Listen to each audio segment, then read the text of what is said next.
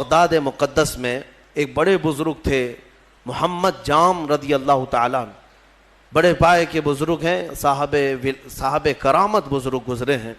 یہ وہ دور تھا جب ہلاکو بادشاہ پوری دنیا میں اپنی درندگی پھیلا چکا تھا، جہاں جاتا تھا قتل عام کرتا تھا، یکے بعد دیگرے وہ ملک فتح کر رہا تھا، لاشوں کے انبار لگا رہا تھا۔ اس کی کرسی تو لوگوں کی لاشوں پر ہی لگتی تھی۔ ہلاکو نام سنا ہوگا آپ نے، بڑا ظالم بادشاہ۔ اور یہ جنگ کرتے کرتے جب اس کا ٹارگٹ بغداد ہو گیا، بغداد اس وقت مرکز اسلام کہلاتا تھا، علماء دین وہاں پر کثرت سے ہوا کرتے تھے، علم کی بڑی بڑی درسگاہیں وہاں پر موجود تھی، دانشور وہاں موجود تھے، صوفیہ موجود تھے۔ تو بغداد میں بڑی بڑی پرانی تاریخی کتابیں موجود تھیں، بغداد کو اس نے ٹارگٹ بنایا۔ سنیے، بغداد کو جب ٹارگٹ بنا کر اپنی فوج لے کر وہ بغداد پر چڑھائی کرنے کے لیے نکلا تو بغداد سے کافی فاصلے پر پڑاؤ کیا، ابھی کافی دور تھا، اور اس نے اپنے 2 سپاہیوں کو بھیجا کہ بغداد کا معائنہ کر کے آؤ، دیکھ آؤ لوکیشن کیا کیسا ہے۔ تو اس کے سپاہی جب بغداد کے لیے نکلے تو لوگوں میں ہلچل مچ گئی، بہت سنسنی پھیل گئی کہ ہلاکو قریب آ چکا ہے اور بغداد کو تباہ کرنے والا ہے، کیونکہ سب تباہیاں انہوں نے دیکھ لی تھی۔ ہلاکو نے کیا کون سے شہر برباد کیے، کتنوں کا قتل عام کیا، وہ سب کو پتا تھا۔ تو بغداد کے اکثر لوگ دوڑے دوڑے حضرت محمد جام کے پاس آئے، کہا کہ آپ ہمارے رہبر ہیں، آپ ہمارے رہنما ہیں، اللہ والے ہیں، ہمیں بچا لیں، آپ دعا کریں۔ ہلاکو جیسا ظالم بغداد پر ٹوٹ پڑا ہے۔ وہ اس وقت بیٹھے ہوئے تھے، ان کے ہاتھ میں کھٹوری تھی، آپ نے وہ کھٹوری کو یوں پلٹ دیا اور کہا جاؤ اللہ حفاظت فرمائے، اللہ حفاظت فرمائے۔ لوگ چلے گئے۔ اللہ والوں کو اللہ تعالیٰ نے یہ اختیار دیا ہے، تصرف دیا ہے، اور ان کی اداؤں کو اللہ قبول بھی کرتا ہے۔ ہوا یہ کہ ہلاکو کے دونوں سپاہی پورے راستے بھر چھان مارتے رہے، ان کو بغداد نظر ہی نہیں آیا، وہ ڈھونڈتے رہ گئے، ان کو صرف میدان ہی میدان دکھتا تھا، کہیں بغداد دکھتا ہی نہیں تھا۔ وہ واپس لوٹے اور بادشاہ سے کہا کہ بغداد تو ہے ہی نہیں قریب، کہیں پر کوئی شہر ہی نہیں ہے، صرف اور صرف چٹیل میدان ہے۔ تو ہلاکو کو اتنا غصہ آیا ان کی بات پر کہ یہ جھوٹ بول رہے ہیں، دونوں کو اس نے قتل کر دیا۔ کہا جھوٹ بول رہے ہو تم، بغداد کے بالکل ہم قریب آئے ہوئے۔ دوسرے دن بغداد کو اپنے خاص 2 وزیروں کو بھیجا، کہا جاؤ تم دیکھ کر کیا ہو، عام سپاہیوں پر بھروسہ نہیں ہے۔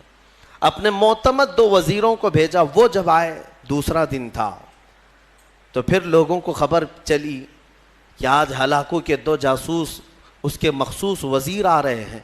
پھر دوڑے دوڑے حضرت محمد جام کے پاس آئے اور ان سے سفارش کرنے لگے کہ حضور آج وہ اپنے مخصوص جاسوسوں کو بھیج رہا ہے اور وہ بغداد کے قریب آئے ہیں، ہماری بیویاں بیوہ ہو جائیں گی، بچے یتیم ہو جائیں گے، بچا لیں، اللہ کا واسطہ دیتے ہیں۔ حضرت محمد جام نے آج پھر کھٹوری اٹھائی، پلٹ دیا، کہا جاؤ اللہ حفاظت فرمائے۔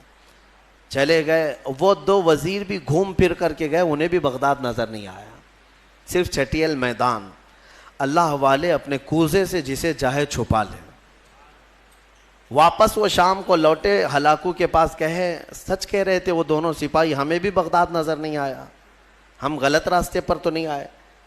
بادشاہ کو اب غصہ بھی تھا اور تجسس بھی بڑھ گیا کہ ایسا کیسے ہو سکتا ہے۔ اس نے کہا اب معائنے کی ضرورت نہیں، مجھے یہاں سے بغداد کی روشنی نظر آ رہی ہے اور تم کو قریب سے بغداد کیوں نہیں نظر آیا۔ تو پھر تیسرے دن اس نے فوج کی تیاری کر لی کہ نہیں اب معائنے کی ضرورت نہیں، ساری فوج ہی چل پڑے، میرے ساتھ ساتھ چلو اور حملہ ایک ساتھ کیا جائے گا بغداد پر۔ تیسرے دن صفیں لگ گئیں، ہلاکو اس کی سپہ سالاری سربراہی کر رہا تھا، اور جب بغداد کی طرف وہ طبل بجاتے ہوئے، نقارے بجاتے ہوئے نکلے، اب پھر بغداد والوں میں سراسیمگی پھیل گئی۔ اب یہاں پر دوڑ بھاگ، سارے ادھر ادھر کھلبلی مچ گئی۔ پھر دوڑے دوڑے حضرت محمد جام کے پاس آئے، مومنین کا ایک بڑا ایک بڑا مجمع آیا، سب رونے لگے، کہا کہ حضور بچا لیں بغداد کو، یہاں امانتیں ہیں بزرگوں کی، یہاں مسلمانوں کا مرکز ہے، بچا لیں۔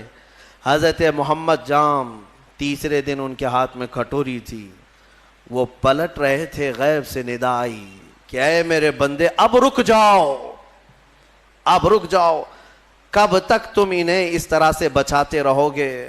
انہوں نے اب تک اپنی حالت نہیں بدلی، ان کو اپنی حالت پر چھوڑ دو۔ حضرت محمد جام کو حکم ہوا، غیب سے ندا آئی، انہوں نے وہ کھٹوری چھوڑ دی، نہیں پلٹا۔ پھر اس کے بعد ہوا یہ کہ ہلاکو بغداد میں داخل ہو ہی گیا اپنی فوج کو لے کر، اور ایسی تباہی مچائی، ایسی تباہی، اللہ کی پناہ، 1 مہینے تک بغداد میں صرف چیخ ہی چیخ تھی، آوازیں ہی آوازیں تھیں، جس طرف سے گزرتے لاشوں کا انبار تھا، گھر بار جلائے جا چکے تھے، اسلامی ذخیرہ جو لائبریریاں تھیں وہ جلا کر راکھ کر دی گئیں، دریائے دجلہ کا پانی پورا خون سے لال ہو گیا تھا، اور گھوڑے دوڑتے تھے بغداد کی گلیوں میں تو مسلمانوں کے خون سے گھوڑوں کے ٹاپ بھیگ جاتے تھے، اتنا قتل عام کیا، مسجدیں تخت و تاخت و تاراج ہو گئیں، وہاں کی بلند و بالا پرشکو عمارتیں تباہ و برباد کر دی گئیں، علماء کو قیدی بنایا گیا، نہ جانے کتنی تباہی ہوئی، اس کا بیان کرنا بیان سے باہر ہے۔ میرے عزیزو، یہ تباہی تاریخ کی داستان بن گئی، آج بھی تاریخ اٹھاؤ گے تو ہلاکو کے بغداد کی تباہی کی داستانیں تمہیں بہت جلی حرفوں میں نظر آئیں گی، لیکن کہنا یہ چاہتا ہوں کہ اس تاریخ میں چھپا ہوا یہ واقعہ ہمیں جھنجھوڑتا ہے۔ اللہ والے بھی، اولیاء کرام بھی اس وقت تک بچاتے رہتے ہیں جب تک تمہارے سدھرنے کی امید ہو، پھر ایک وقت ایسا آتا ہے کہ مولا تعالیٰ خود منع کر دیتا ہے کہ اے میرے محبوب بندو، ان کی حفاظت بھی مت کرو، ان کو اپنے حال پر چھوڑ دو، ان کو اپنے حال پر چھوڑ دو، کہیں وہ نوبت نہ آنے پائے، وہ وقت آنے نہ پائے۔ اے غیور مسلمانوں، میں تمہیں بیدار کرتا ہوں، اسی لیے زمانہ ماضی کے کچھ شاعروں نے یہ کہا تھا، جگہ جگہ کے تھک چکے ہیں تمہیں یہ ہنگامے، اٹھو نشاط لذت خواب گراں بدل ڈالو۔